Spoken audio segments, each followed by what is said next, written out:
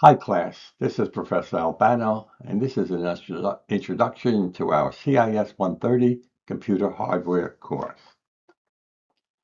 By the end of this lecture, you'll better understand why you are at this college, and how to obtain your goal, and how to get a good grade in this course. Why are you here at WCC? Think about this for a minute.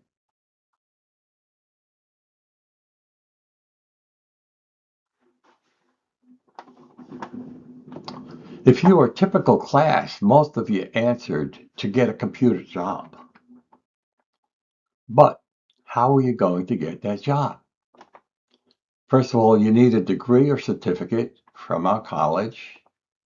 You need a CompTIA certification, and you need experience. And during this course, I'll show you how to get all of these. So, typical first computer job depends. If you're in a large company, basically you'll be doing computer support or help desk. But if you're in a small company, not only you're doing the desktop support, but you're supporting the servers in the back as a system administrator. Eventually, you'll get a cybersecurity job. And here's an example of a blue team, which is examining different parts of the system. For example, the person in the front with all those screens is looking possibly at a major file server for the company. And he's looking to see what kinds of activities are going on to see if the bad guy is in the system. The person to the left of him may be looking at the email server, looking for artifacts to see if the bad guy is in the system. Typically, a bad guy attacks and is on and they are in all computer systems for companies. And the job of the Security Operations Center is to find out where he is, to to get rid of the infected part of the system and to rebuild it. So this is a constant job, and this is eventually the job that one of the major jobs that you'd be looking at when you graduate from this program. First of all, you don't start out doing this kind of work. You start out doing support, like I showed in the previous slide. Okay. So these are the certifications needed for the computer job. Okay. The first one, the A+ certification, is the key to getting your first computer job. It shows that you're well grounded in what you need in order to support desktop systems. The Security Plus system, which the Security Plus basically is a certification that you'll study for in your 240 course. But that's the key to getting your first cybersecurity job. Okay. Now, there are two different teams in cybersecurity. The first one, the red team, is looking at the weaknesses in the system to try to prevent the bad guy from getting in. You'll be doing that in their 245 course. And the blue team jobs, cybersecurity systems analyst, are what I showed you in one of the previous slides, where there's a security operations center and you're looking at different screens to find out where the bad guy is in the system. The purpose of this course is to prepare you for the first part of the CompTIA certification. There are two parts to it. Okay, this is, as I mentioned, is required for your first computer job. And another major purpose is to give you hands-on experience building hardware and software with the Arduino, which is a single board computer, and to broaden your understanding of computers and life skills. This course consists of two major parts. The first 12 weeks is the CompTIA A+, which I'll be calling LabSim in most of the discussions of it. So in LabSim, there are videos, labs, and exams. And you could see you'll get an email from the bookstore how you get access to it. It's already part of your billing for the course. And the last 3 weeks is the Arduino single board computer. And you'll get hands-on building hardware and software to make systems. And if you're in my live class, you need one Arduino for a group of 2. If you're in my online class, you'll be using Tinkercad, which is a simulator of the Arduino. Other courses that prepare you for the A+ certification is 135, the operating systems, and 140, networking. When you have all 3 of these courses, you'll be in great shape for taking the A+ certification. Each week, the assignment is due by Sunday evening. So this is the process. You download the assignment in the early part of the week, you do the lab sim, you do the report, and you submit the assignment.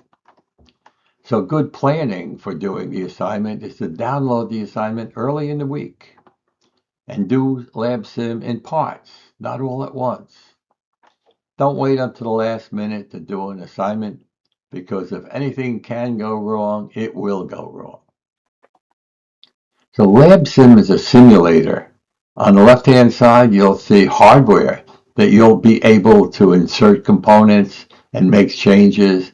On the right-hand side is a screen which shows how the software has to operate with the hardware in order to make a well-made system. They always need both. Hardware don't exist by itself. Software doesn't exist by itself. The first thing to realize is that it's a simulator and it doesn't simulate everything. Okay. In other classes, you'll be using virtual machines. In almost every other class you take, you'll be using virtual machines.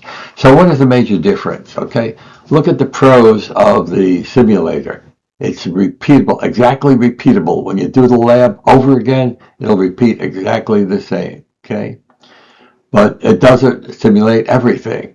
So the pro of a virtual machine, it behaves exactly like the real machine. The con of simulation is it doesn't simulate everything.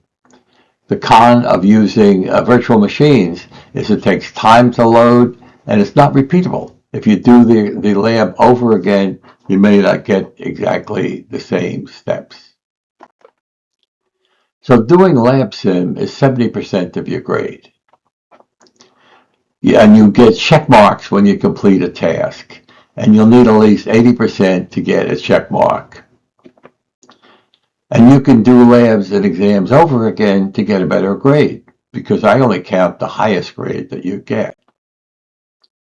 So doing lab sim exams, if you're just using your laptop, it makes it very difficult. You'll make life a lot easier if you put an external monitor with it.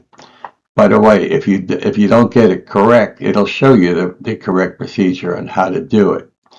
And as I mentioned, you can put a monitor on and get about $100. You can get at least a 24-inch. And if you click on, you can see how to install it if you click a link or just go on to YouTube and find out how to install it. So if the lab sim exams, if you don't get the answers correct, they'll give you the answer and they'll tell you why. In this case, what is the primary purpose of the power supply and the desktop PC? And I chose the wrong answer. And it explains the correct answer is C, convert AC to DC, and explains why. Okay. Doing a report, basically there'll be 3 parts of the report. A will be the lab sim part, when you do the videos in the labs. And on the left-hand side, you'll see the modules that you'll be doing. And you need check marks in each of these places to get 80% or more. What I want you to do in each of the modules is to name something interesting to you. So for example, in 2.3, professionalism, this student put down first impressions. Change management, put down scope of the change. In maintenance, The thing that was most interesting was magnetic fields, etc. That's the first column that you put in. The second column, you write down, first of all, what was most interesting to you, and the top was magnetic fields. And I want you to answer the question, why was it interesting to you? Okay. You should find something interesting in all of these things that you do, but find the thing that was the most interesting.